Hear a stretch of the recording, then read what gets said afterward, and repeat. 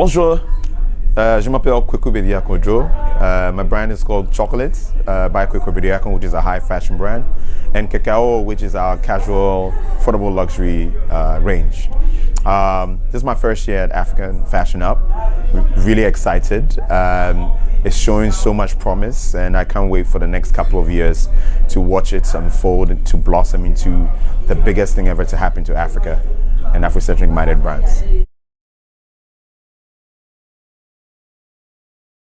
Wow, 50 years, that's truly amazing. I mean, 50 years, and for me to be part of it, that's big, right? It just marks a lot of brands like ours evolving over the years.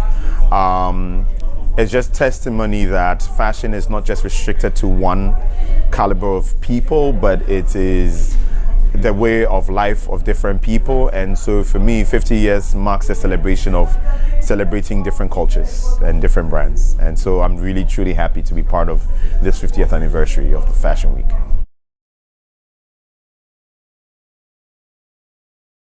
Hey, do you have time? What do I like about fashion? I love every part of fashion. I feel like I'm able to put up different characters. Personally, I think I'm one of two people. You know, there's Kwaku Bediako, there's some Mokuta people who don't go like, what's the difference? Yeah. And so with fashion, it helps people discover parts of them they don't know. And so today you might want to be casual. In your casual looks, you want to also feel a little bit formal. In your formal look, you want to be semi-formal. So for me, fashion gives me the opportunity to showcase the different facets of different beings and how to bring it to life.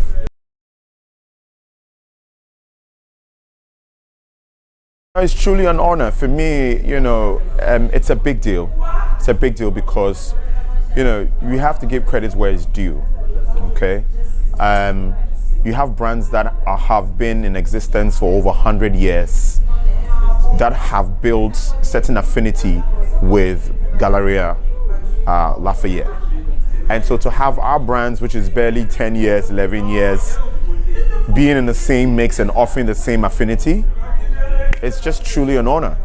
And for me, I'm looking forward to much bigger strides.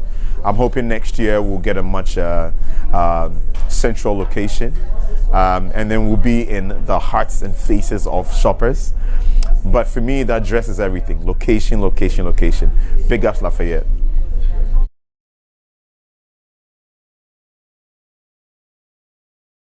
Ghana is amazing. I mean, over the recent years, we've had almost over 5 to 10 million people visit Ghana. That should tell you that, you know, the culture is very diverse, very different. And so for me, the least you can do is to tap into the aesthetic, tap into the inspiration. You know, Ghana is responsible for one of the most indigenous fabrics called kente. Kente is full of color. Kente is you know, weaving of different yarns into a full piece of cloth. That in itself is enough motivation for you to use as color palettes for whatever that you want to do, right? And so for me, you know, Ghana continues to inspire me, but not just Ghana. I travel a lot. I've been to over 17 African countries, and I feel like all these countries have in its own way inspired me to come up with different collections, and in its own way also helped me to work with different creatives in these countries as well. So it's not just about Ghana, but it's about Africa as a whole.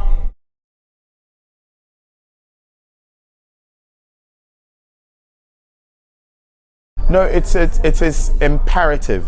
It's imperative for us now to be more intentional with tapping into local content.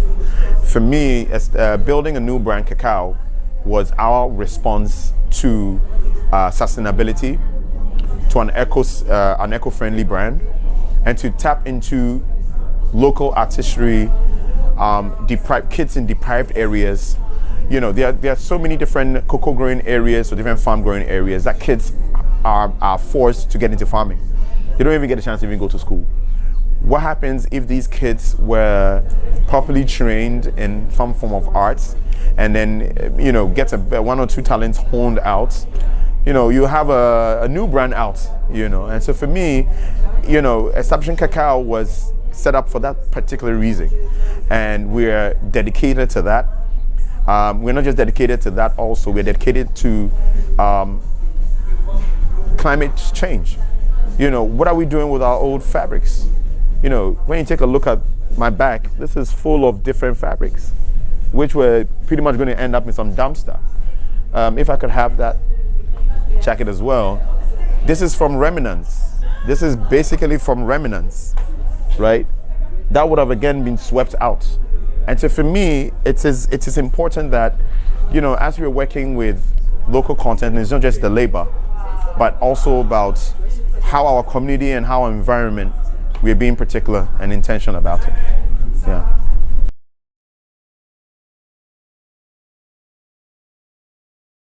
The bigger conversation for me is marginalized people, essentially. Be it whether they're handicapped, be it whether they are too dark, too light. All these are like very sensitive conversations that in recent times have formed as part of the conversation. And for me, cacao, going back to the existence of cacao, is to touch on all these conversations. From now to the next 2 years, we'll be visiting all these conversations, and it's my hope and prayer that the brand will be able to touch on all of these, especially given that we're going to be the first brand to have a proper globalized distribution. We want to look at how conversations like this is actually there's a ripple effect of how a help of one handicapped person could serve as a help for many others. So let's go out there and let's be deliberate about supporting cacao, and hopefully we'll be able to tell a good story with your help.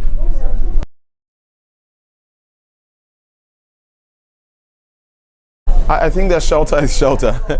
Shelter is shelter. Clothing will forever be clothing. There'll be new things being discovered all the time. But for me, I think at the core of what is being done will still exist. We take a look at trends that are happening now, or similar trends that were happening in the 70s. It's back. So it doesn't mean that after 70s, new things didn't come in the 80s. There were new things in the 80s. There were new things in the 90s. But what happened? It all came back again. And so for me, it's about being informed. It's about evolving with time. It's about also having the foresight to know what is ahead, and then sort of prepping up before that. And then when it does come, be ready to evolve with time. Yes. Yeah.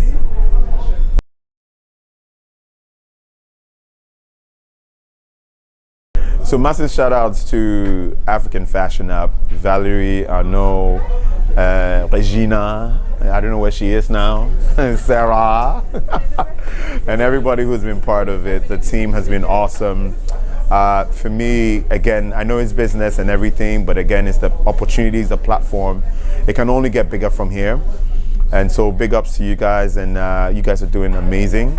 I know there are a lot of challenges, but I know that it's the beginning of many, many, many bigger things ahead. So big ups, shout outs to, I can't even, Lafayette. Location. All right, so, well, we're on Instagram. There's Chocolate Clothes Global, and then there is Cacao Chocolate Inspired, 2 different pages. One is for the high fashion, and the other one is for the casual, sustainably driven fashion. Websites, 2 separate ones, chocolateclothesglobal.com, and then we also have cacaoclothing.com, which actually gets launched in some few weeks. So that's one of the few new projects coming up. We'll be launching it side by side in the US as well, because one of our biggest markets is in the United States.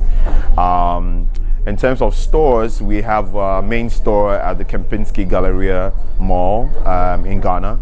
And then Cacao is in Yaneba Markets, in also Osu in Accra. We also have two big deals coming in. We recently launched one with the BAL, cum MBA Africa. We're the first African brand to be licensed globally. And so we are going to be doing a lot of activations to push that initiative out there. And then also we have a big announcement to make with one of the biggest firms in Africa. Hopefully we get to push that, hopefully by mid of July, beginning of August. That will watch us getting distributed in over 10 countries, African-wide. So fingers crossed, get ready. The future is big. Make sure you join the bus now. Thank you so much, guys. And thank you for making it